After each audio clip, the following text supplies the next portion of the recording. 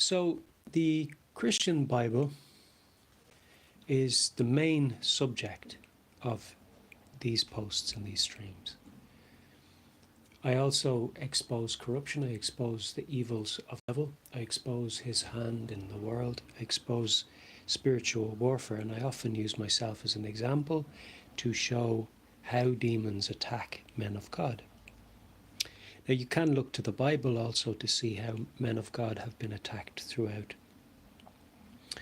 time, and just mankind in general throughout time, how we've been attacked by demons. They're very evil madheads. They're just lunatics, and sociopathic, psychopathic, every sort of a defect or psychological or spiritual malfunction or fault will be found in a demon. So it's good to know how demons tend to attack, how they tend to persecute humanity. They're foul spirits, they're unclean spirits, they're just totally unclean. Like, they're totally foul. And they're weak and beggarly elements, and so as Christians we basically suffer at their folly, and actually as just human beings we suffer under the hands of cosmic entities over this darkness, the demons and the fallen angels, and many people don't even broach those topics in society. And the reason is because society is generally populated at the ranks of official by servants of the devil, known as freemasons. And freemasons exist within covens and lodge rooms, and these are sort of self-appointed elites. They reckon themselves the elites of society, and they're deep state conspiratorial cabals and conglomerates which seek to redesign and redistribute power and governmental infrastructures for the purposes of the enslavement of the nation. I know it sounds sort of like the theme of a comic book or something, but it is actually happening. It is actually occurring around us, and it has to come to pass because God has said that it will come to pass. So things like governments being taken over, being infiltrated, the best form of corruption is neglect. The best form of corruption is neglect. And when I say best, I mean the one that does the most harm and most quickly. And you can go in and bomb a nation, but the nation will recover. But if you destroy its infrastructures and its knowledge, then you have destroyed its ability to rebuild. And if you stand in the way of its rebuilding, then you have become the enemy. And so, in actuality, Irish government has become the enemy of Ireland. It is our enemy because it has been infiltrated by the cosmic powers. Freemasons, who are the foot soldiers of those cosmic powers, have infiltrated government by getting an education, putting on a suit, rising up the ranks within church and state, and within society and business, to be well favoured by the people. Fellow Freemasons will give them positions of privilege to enter them into government. Now, when they're entering them into government, they put them in those positions to basically neglect to do what they should be doing. And what I mean by neglect is the best form of corruption. It is the quickest way to destroy a nation that you intend to master. And when you put somebody in a position that's very responsible and that is very vital and integral to the common good and to the building of infrastructure, and they fail to do that task, essentially what you've done is you've placed a blockade and a barricade and a barrier to success and the prosperity of that nation. And it is that person like sitting idle in a seat of government, not just not doing what they should be. And it's as simple as that. And this is why neglect is the best form of corruption for an enemy militia, because once they've infiltrated the government militarily, they will fail to do what they should be doing and try to remove legislatively the incumbencies upon them and the the ability for the people to hold him accountable. Even now, the President of Ireland claims that there is legislation in existence, because if he doesn't oppose it, he supports it, because he's custodian of the Constitution, so you must know that. He claims, therefore, that there is legislation in existence that says if the President of Ireland is found in misconduct, that he's not answerable to the courts of Ireland, and we know this to be defective. Doesn't make sense. People who are given greater responsibility are indeed more accountable. They're not less accountable. I mean, if you put somebody in charge of your child and they go off and leave the child in the house and go get drunk, the responsibility was theirs to look after your child. Therefore, any harm that comes upon your child, they are accountable for. So greater responsibility does not reduce accountability and increases it. So when you take on the position of President of Ireland as custodian of the Constitution, and you have basically said, if I'm found in misconduct, I'm not accountable to the courts of Ireland, you've basically absolved yourself, or tried to apply to yourself a level of impunity that it wouldn't be reasonable to apply to a president, because they have great responsibility. And specifically, the President of Ireland is known as the custodian of the Constitution, but not only that, he's also known as the supreme head of the Defence Forces. So effectively, this is a man with military power who is saying that I'm not accountable to your courts. That is effectively and by definition a warlord and a tyrannical dictator. You might say, well, who? He's not standing like Hitler with his hand out, saying, Heil me or whatever. He's not saying Hail me. He's just doing his job. No, he's not. And we can see that Jesus said, "You'll know them by their fruits." You always look to the fruits of a person to know who they really are. This is why men hide behind false fruits as their facade. This is why there are wolves in sheep's clothing, because the sheep's clothing they hope to hide behind who they actually are and what they're really doing. These are ravenous wolves intent on the death of your soul. These are the children of Satan, and they resemble him. Now that we have that out of the way, the point I'm making is that if somebody has greater responsibility as the custodian of the Constitution, what that means is the custodian of the Constitution is the one who takes care of the Constitution, makes sure it's properly implemented and upheld, that the government itself also adhere to it in its procedures and administration, and that they never depart from it. Also that the custodian of the Constitution, whose job it is to check the bills or whatever is proposed to be entered into legislation, to amend laws or to augment laws, to add to them or change them in some way, has to be first passed as constitutional, as not offending the Constitution, as not being opposed to the fundamental Constitution of Ireland in any part or any place. Has to be checked before it's entered in as legislation, before it's passed or signed off on as law or signed into law. It has to be passed as constitutional first. And it wouldn't be reasonable to do it afterwards, because you'd already have people obeying it as law before you checked whether it's constitutional or not. And that's madness. So when you can see that the Court of Appeal in Ireland are saying this is presumptively constitutional or that's presumptively constitutional, effectively what they're saying is we didn't bother to check for 20 years.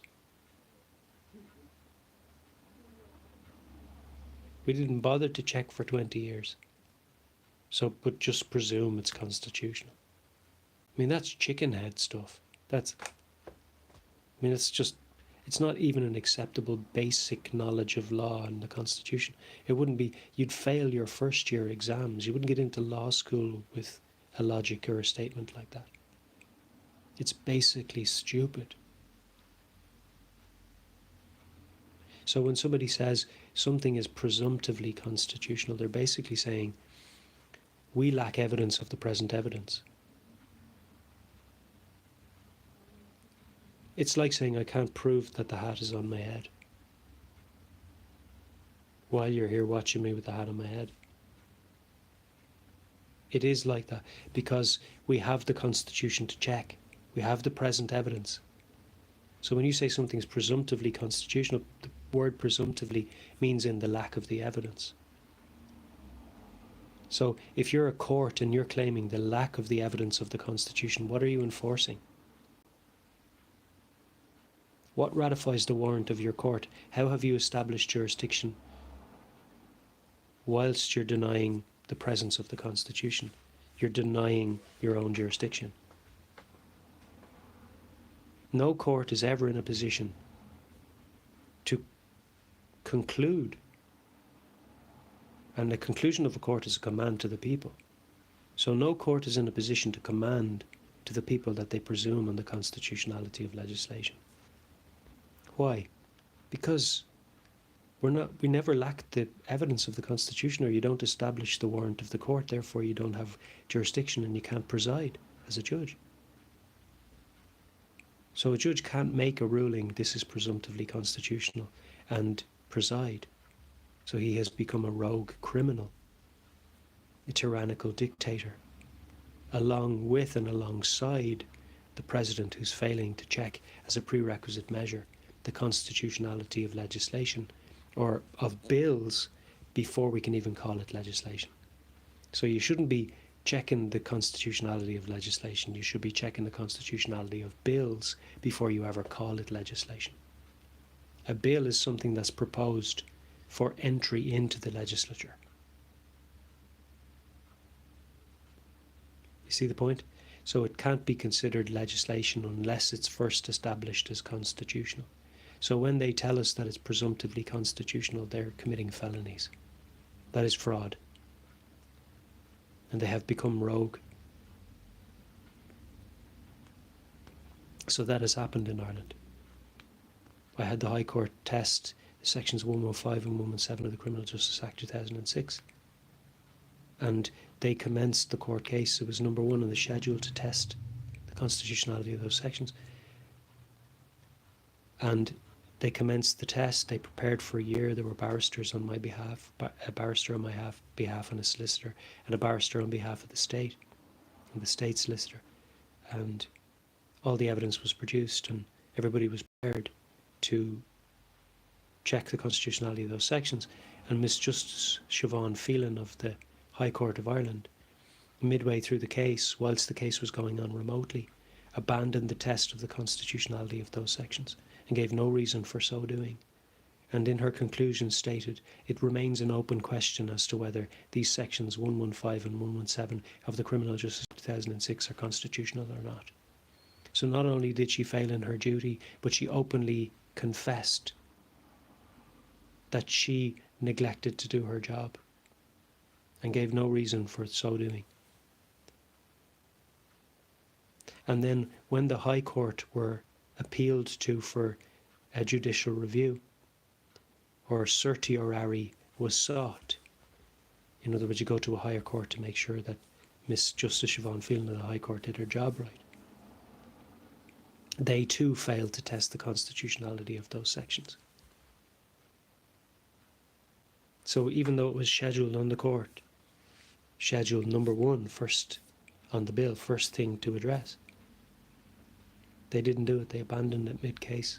Now I don't even know how they got to mid-case if it was number 1 on the schedule. But they abandoned it, never tested it. And then the Court of Appeal in Dublin said, 3 Court of Appeal judges sat, and they ruled at the end, 3 of them, that these must be presumptively constitutional. So 3 Court of Appeal judges are in it together, all their heads on the block, commanding the Irish people to follow legislation that is not constitutional and fundamentally goes against our rights. They command guards to get involved in civil matters, to play judge, jury and executioner on the side of the street. They try to give them powers of summons, personal powers of summons, in the absence of any charge. They offer them the power of prosecution, which requires them to side with one person over the other, basically denying all of your fundamental constitutional rights pertaining to everybody being held equal before the law, impartiality, presumption of innocence, and so forth.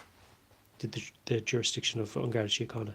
All of those things are neglected, defiled, and transgressed as a result of those sections that I brought before the High Court. Is it any wonder that they ran away from testing them? But they did, and they maintained that we should obey them as constitutional, even though they failed to test them. Because when you say these are presumptively constitutional, you are effectively commanding the Irish people to behave as though they are constitutional and obey them. Whilst the High Court, the judiciary of Ireland, have admitted that they haven't bothered to check the constitutionality of those sections.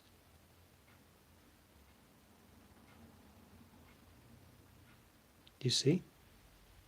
So they're behaving like maggots, basically. Behaving like maggots, faceless maggots, doing things remotely, concluding when they know their conclusion is fraud and felony and high treason in this land. And they're all in it together, from the President to the Court of Appeal in Ireland. Freemasons, Eastern Star, witchcraft covens. The President of Ireland, Michael D. Higgins, is a Freemason. I know that because I was a Freemason until I realised that it was a satanic coven. I resigned from it, and while I was in it, one of the Freemasons told me that Michael D. Higgins is a Freemason, which means he shouldn't even be president, because you're not allowed to be a member of a secret society, which is a society with secrets. That's what a secret society is. And also occupy an office within the organs of state. You're not supposed to be a guard and a Freemason, but I know that there are guards who are Freemasons, so they have infiltrated, and they obviously don't respect our constitution. They have their own Freemasonic constitution, which is part of their fraternity and their cabal and their secret society, and they have their own agenda, which is that of the devils, New World Order, and the usurpation of power within current structures to reform them from the ground up by corrupting them and failing to implement them, neglecting to build infrastructure. They hope to reshape and reform on the basis of previous failings, when in actuality we know that they failed to implement a well-functioning constitution so that they can potentially blame it for having shortcomings, because they're just hell-bent on reforming and reshaping things which would preserve the family unit, because they're all intent on destroying life. The family unit is preserving life. You might call it the nuclear family. That sounds like a bomb. But what that means is the traditional family, the working family, the good thing in society.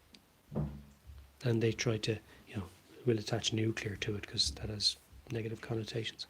But that's the way they're trying to destroy our systems, fraudulently. So obviously those treasons that they're committing, those felonies, those high treasons, and actually those seditious acts. And sedition is the attempted overthrow of a government. Now, you don't have to come in with guns to overthrow a government. If you basically get into government and then neglect to do what that government should be doing, that is a form of overthrow. So that is sedition. If you destroy the effective implementation of government or the effectiveness of government, you have effectively overthrown it, nullified it, negated it, muted it. And so it doesn't function as it should have functioned and should be functioning. And those guys, like I said at the start of this video, have implemented that strategy. Neglect is the best form of corruption. It's the best form of infiltration. You just get in the position, neglect to do what you should be doing, then blame the system for shortcomings and redesign it to your own ends. And that's effectively what they're doing. These legislations that say the president doesn't have to check the constitutionality of bills before signing them into law basically negates the fundamental function of his role as custodian of the Constitution, and it's not reasonable for that to occur. So a legislation that nullifies an entire office and its basic function is obviously treasonous and a maligning legislation of the Constitution. transgresses it, it fights against it, it opposes it. And that's exactly the opposite of Michael D. Higgins's job. So it shouldn't surprise you that those who he knows and shakes hands with and associates with, like Miss Justice Siobhan Phelan of the High Court of Ireland, who was supposed to check the constitutionality of the aforementioned sections 115 and 117 of the Criminal Justice Act 2006, failing to do their job to protect those higher up who should have spotted this afar off and prevented it from even becoming a legislation. And then Miss Justice Siobhan Phelan protected for her protection of the President and the cabal of Freemasonry and their conspiracy and its implementation within the offices of state. Then it goes on to the Court of Appeal in Dublin, and they protect them all by saying this is presumptively constitutional.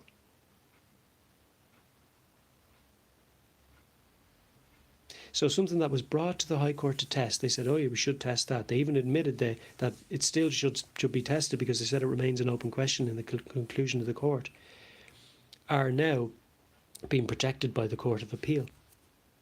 When they say it's presumptively constitutional, they've admitted that they haven't bothered to check. But they're still saying that we should behave as though it's constitutional. And this thing is the Criminal Justice Act 2006, I mean, that's 20 years ago, the guts of 20 years ago. How long is that section in place when they haven't bothered to check whether it's constitutional or not, and they still want to put it on the long finger? And they've seen, because I've personally been harmed through those legislations, they've seen that those legislations have brought about harm, have negated and imposed upon and breached the rights of a citizen, namely myself, to the tune of 1 month in prison, 6 days in prison, being told I couldn't approach the main street, being told I couldn't speak for an entire 2 years, plus 6 months further told I couldn't speak in the entire county of Wexford. So all of these are harm to my person. They're a reduction of my rights. It's a breach of my constitutional freedoms, and this was found in the same court case as was the test of the constitutionality of sections 115 and 117, and they didn't carry out that test, even though they saw that those sections had brought about these injustices to my life which they ruled upon. So, in other words, Miss Justice Siobhan Phelan ruled that the month in prison was an injustice perpetrated by the state. The month in prison that I spent against my rights, unlawfully put in prison for 1 month. Miss Justice Siobhan Phelan was the one who ruled that in the very same court case that she was supposed to check the sections that brought about that injustice, but abandoned testing the sections. So she had greater reason. She found them herself, those reasons, to check the constitutionality of sections 115 and 117, but refused to. She found that I had been told I couldn't speak for 2 years, therefore 2.5 years, because of the circuit court conditions resulting in me being banned from speaking in the entire county of Wexford. I mean, talk about taking the mick. And then 2 years, I was told I couldn't speak in Wexford, and Miss Justice Siobhan Phelan said that should never have happened. The civil order that said Mr. Tallon couldn't speak was unlawful. So 2 perpetrated injustices by the state, neither of them were compensated for. I didn't get a cent of compensation for those felonies perpetrated by the state, which is a further felony, because it's the responsibility of the judge who finds those injustices to motion for reparation and restitution. It's a constitutional duty on the part of the judge who finds the injustice to make compensation or restitution or reparation to the injured party, which I am. But instead of that, she abandoned the test of the sections that brought about the injustices perpetrated against me in the same court case. Now that is high treason.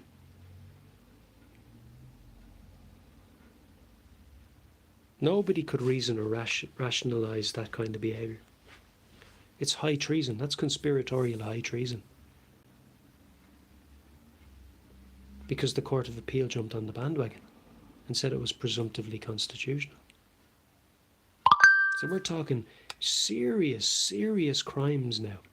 Serious high crime at governmental level on the part of 3 judges of the Court of Appeal in Dublin, saying that legislations are presumptively constitutional, when they know that they're not. They know they're not, because they wouldn't pass their first year of exams in college if they didn't. Because they go against fundamental precepts of law and fundamental rights of the citizen. You just wouldn't pass your first year in college. It's that much of a joke now.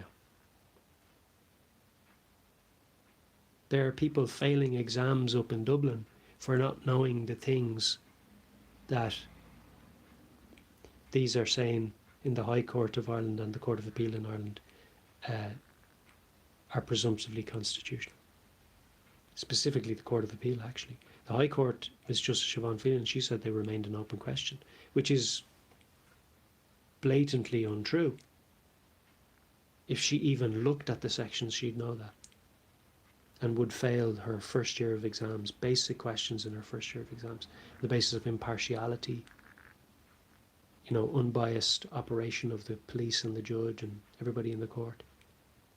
All of that, jurisdiction, presumption of innocence, all of that, that's fundamental to law.